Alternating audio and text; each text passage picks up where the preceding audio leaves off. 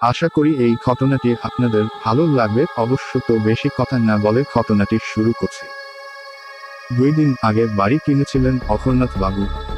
তার মধ্যেই করতে শুরু করলো অস্বাভাবিক সব ঘটনা। চিন্তিত হয়ে পড়লেন অঘোরনাথ বাবু। এত রাতে ছাদ থেকে কার কান্নার আওয়াজ পাওয়া যায়, বাচ্চাদের টিনে লাফালাফি করে, বা মধ্যরাতে বিকট শব্দে চিৎকার করে। এসব বড়ই ভাবাচ্ছে অঘোরনাথ বাবুকে। এই তো সেদিন খাওয়ার টেবিলে বসে খেতে খেতে পরিবারের সঙ্গে গল্প করছিলেন তিনি। হঠাৎ ছাদ থেকে কার কান্নার আওয়াজ শোনা যেতে লাগলো। অবাক হয়ে গেলেন সবাই। পরমুহূর্তেই ছাদের টিনে শুরু হলো লাফালাফি, বিকট শব্দে। কৌতূহলী অঘোরনাথ বাবু ছাদে গিয়ে দেখেন কেউ নেই। ছাদ একেবারে খালি। পরদিনও ঘটল একই ঘটনা। ছাদে লাফালাফি শুরু হতেই অঘোরনাথ বাবু ছাদে গিয়ে দেখেন কেউ নেই।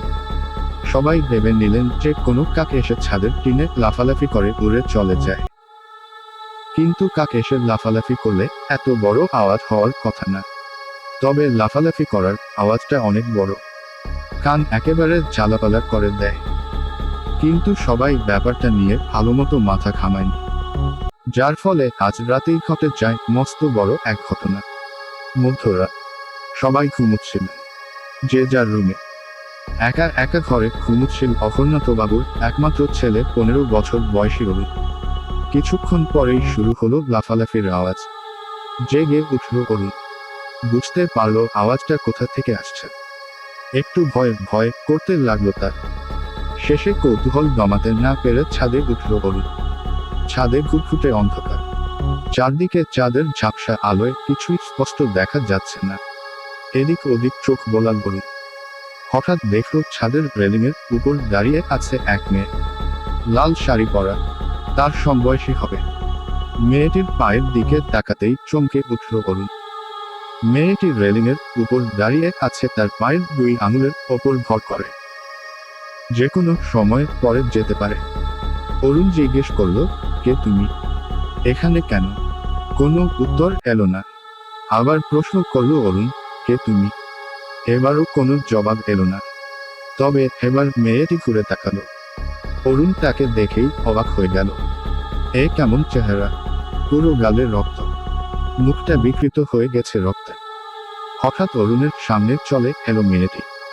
গলা টিপে ধরল অরুণ। শ্বাস নিতে পারছে না সে, মাথা ঘুরছে। হঠাৎ মেয়েটি শূন্যে তুলে অরুণকে আছাড় মারল ছাদের রেলিংয়ে। এগিয়ে এসে আবার অরুণের গলা টিপে ধরল। সারা শরীর থেকে রক্ত ঝরে পড়ছে তার। সে নিজেকে ছাড়িয়ে নেয়ার সর্বাত্মক চেষ্টা করছে, কিন্তু পারছে না। কিছুক্ষণ ধস্তাধস্তি হলো তাদের মধ্যে। এক পর্যায়ে মারা গেল অরুণ। পরদিন সবাই ছাদে উঠে দেখে অরুণের লাশ পড়ে আছে। সবাই অবাক হয়ে গেলেন এবং কান্নায় ভেঙে পড়লেন। সেদিন আশেপাশের প্রতিবেশীদের কাছে জানা যায়, 2 বছর আগে এই বাড়িটিতে নাকি এক পরিবার থাকত। তাদের নাকি ছোট এক মেয়ে ছিল।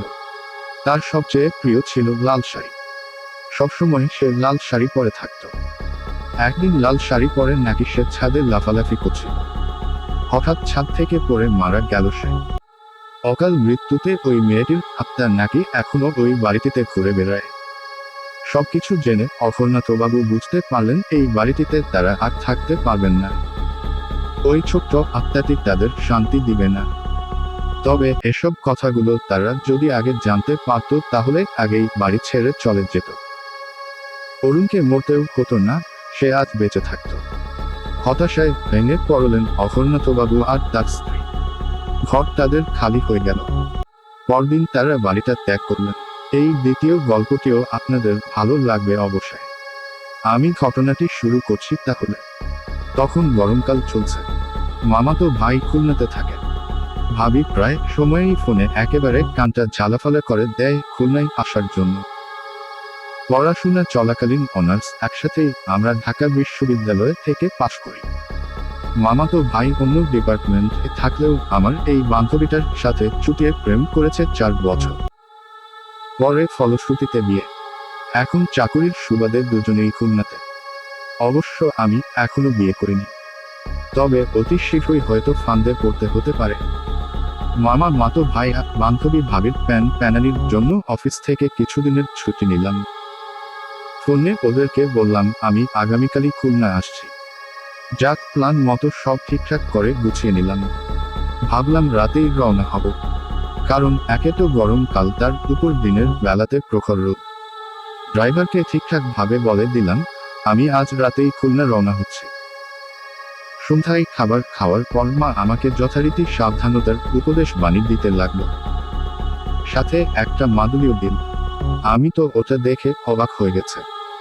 মা, তুমি না সেই আগের মানুষই রয়ে গেলে? এসব তাবিজ কবুজকে কি কেউ এখন বিশ্বাস করে? মায়ের সোজা জবাব, কেউ না বিশ্বাস করুক, আমি করি। তুই এটার সাথে করে খুলনা নিয়ে যাবি। কি আর করা, যথারীতি মায়ের হুকুম মেনে আমি আর আমার ড্রাইভার কাদের গাড়িতে গিয়ে উঠলাম। ঘড়িতে রাত 9টা মতো বাজে। ঢাকা শহরের কোলাহল থেকে বেশ খানিকটা দূরে চলে এসেছে। এমনিতেই ভরা পূর্ণিমার রাত, তার উপর এই লং ড্রাইভ বেশ রোমান্টিক করে দিচ্ছে বটে। ড্রাইভারের পাশের সিটেই আমি বসে। পুরো গাড়িতে আমি আর ড্রাইভার কাদের ছাড়া কেউ নাই। মাঝে মাঝে কাদেরের সাথে কথা হচ্ছে আর 100 থেকে 120 বেগে ছুটে চলেছে গাড়ি। কাদের কিছুক্ষণ পর একটি গানের সিডি বের করে বাজাতে লাগলো। এমনি সময় ফোনটা বেজে উঠল। ছোট আপু ফোন করেছে। হ্যালো জুথি, বল। ভাইয়া, তোরা কতদূর এখন? একা যেতে কোন সমস্যা হচ্ছে না তো? আমার জবাব, আরে না, টেনশন নিস না, পৌঁছে ফোন দেব। আর বাবাকে একটু গুছিয়ে বলিস। রাখি। ফোনটা রেখে দিলাম। ফোনটা রাখতে রাখতেই জীবন নিয়ে কেমন যেন বিচিত্র অনুভূতি হতে লাগলো। ছুটে চলা জীবনের গাড়ির সুর শব্দের নচিকেতার গানটার মতো মনে হলো রাত বলে যায় যায়, ডাক দিয়ে যায়। চোখের পাতায় যেন কত কিছুই ভেসে উঠছে। শো করে ছুটে চলছে গাড়ি, আর যশোনা ছড়াচ্ছে চাঁদ। রাত 11টা মতো বাজতে বাজতেই কাদের বলে উঠল, স্যার আমরা এখন ফেরি পার হব। টাকা পয়সার হিসাব চুকিয়ে দিয়েই কিছুক্ষণের মধ্যেই আমরা ফেরিতে উঠলাম। কিছু সময়ের পরে ফেরিটা গাড়িতে ভরে আস্তে আস্তে টার্ন করলো।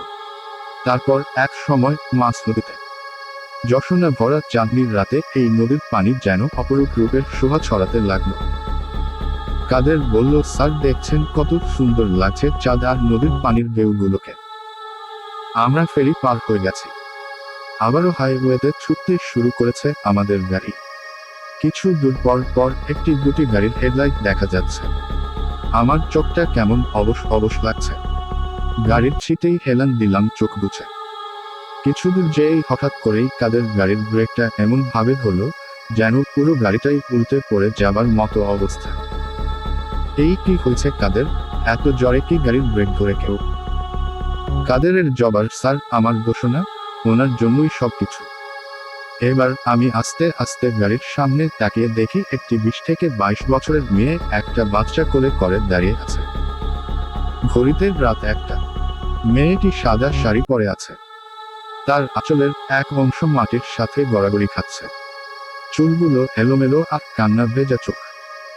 আমি গাড়ির দরজাটা খুলে নিচে নেমে বললাম, কি ব্যাপার, আপনি হঠাৎ করে একটা বাচ্চা কোলে করে আমার গাড়ির সামনে আসলেন কেন? মেয়েটি কান্নার জড়ানো কণ্ঠে বলে উঠল, স্যার আমাকে বাঁচান। আমার স্বামী নয়তো আমাকে আর আমার বাচ্চাকে মেরে ফেলবে। আমি কোন মতে বাড়ি থেকে পালিয়ে এসেছি। সামনেই আমার বাবার বাড়ি। আপনি দয়া করে আমাকে একটু আপনার গাড়িতে নিয়ে চলুন।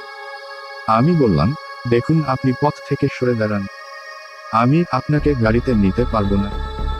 এই কথা বলার সাথে সাথে মেয়েটি তার এক হাতে বাচ্চাটিকে বুকে নিয়ে আর এক হাতে আমার পা জড়িয়ে ধরল। কাদের ওপাশ থেকে বলল, স্যার আমাদের গাড়ির পিছনের সিট তো খালি পড়ে আছে, আমরা না হয় এই বিপদ থেকে একটু ওকে সাহায্য করি। আর সামনেই তো ওর বাবার বাড়ি, আমরা ওখানেই ওকে নামিয়ে দেব। কাদেরের এই কথা শুনে মেয়েটিকে গাড়িতে উঠতে বললাম। মেয়েটি বাচ্চাটিকে কোলে নিয়ে পিছনের সিটে উঠে বসল। আমাদের গাড়ি কিছুক্ষণ চলতেই থাকলো। এর মাঝে একবারও পিছন ফিরে তাকানো হয়নি। হঠাৎ করেই মনে হলো মেয়েটি তো কিছুদূর পরেই নামতে চেয়েছিল। আমি গাড়ির মিররের দিকে চেয়ে দেখার চেষ্টা করলাম মেয়েটির কি অবস্থা দেখার জন্য, কিন্তু আয়নার ভিতরে তো কোন কিছুই দেখা যায় না। আমি একটু ভালোভাবে আয়নার দিকে চোখ দিলাম। দেখলাম দুটো লাল চোখ দেখা যায়। কিছুক্ষণ পর দেখি মেয়েটি তার কোলের বাচ্চাটাকে মাথা নিচের দিকে দিয়ে ধরে আছে। আমি ঘামতে শুরু করেছি। এবার দেখি মেয়েটি বাচ্চাটির দুটি হাত দিয়ে ধরে টেনে ছিঁড়তে লাগলো। মেয়েটির লাল চোখ আর অদ্ভুত চাউনি কি যে ভয়ঙ্কর, বলে বোঝানো যাবে না। কাদের তার আপন মনে ড্রাইভ করে চলে যাচ্ছে। ও কি ভয়ঙ্কর! বাচ্চাটির মাথার দিকটার মুখের মাংসগুলো খেতে শুরু করেছে মেয়েটি। মুখের রক্তের লালা ঝরছে। আমি যে আয়নাতে এটি দেখছি মেয়েটি এখনো সেটি খেয়াল করেনি। ভাবতে থাকলাম কাদের যদি এখন এই দৃশ্য দেখে তাহলে একটা অঘটন ঘটে যাবে। আমি কি করব ভেবে পাচ্ছি না। এবার আমি আয়নার দিকে তাকাই। হঠাৎ করেই আয়নাটির ভিতরে তার লাল চোখে চোখ পড়ে যায়। বিভৎস রক্তের লালা জড়ানো চেহারা নিয়ে সে আমার দিকে তাকায়। পুরুষ কণ্ঠে উঠে, পিছনে তাকাবি না। কিছুক্ষণ পর মেয়েটি বাতাসে মিলে যায়।